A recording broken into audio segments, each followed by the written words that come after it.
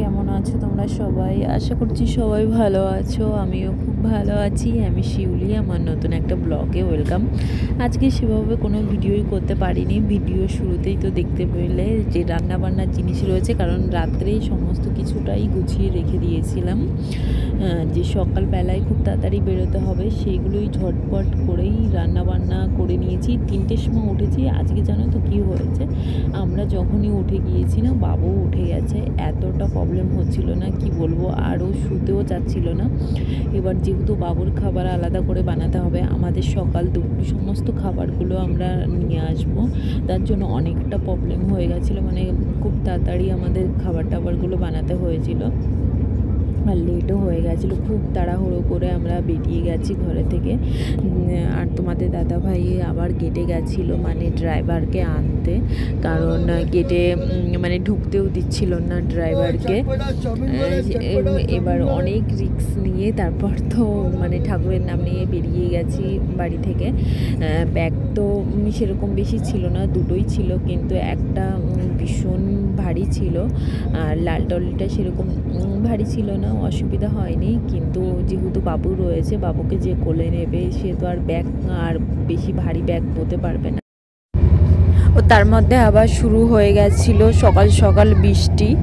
মানে কি বলবো, ঘর থেকে বেরোনোর সময় পুরো ভিজতে ভিজতেই গাড়ির মধ্যে ঢুকেছি।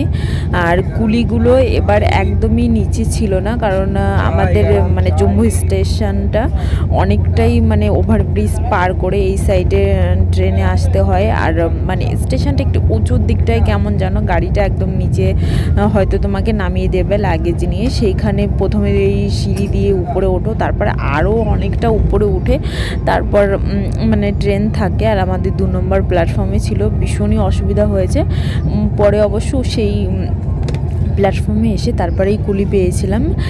কিন্তু ওই নিচে থেকে পুরো ব্যাগটা, এত ভারী ব্যাগটা, মানে তোমাদের দাদাভাই যে কী কষ্টে তুলেছে, মানে কি বলবো। অন্য সময় যে কবার মানে গেছি এসেছি দেখেছি যে কুলিগুলো ওই নিচেই থাকে, আর কারণ কি ওদেরই লাভ না, ওরা যত মানে দূরে থাকবে ওই পর্যন্ত তো আমাদের বয়ে নিয়ে আসতে হবে, আর তারপর জাস্ট ওরা শুধু ওভারব্রিজটা তোমাকে পার করে দেবে, আর সেরকম কিন্তু কিছুই না।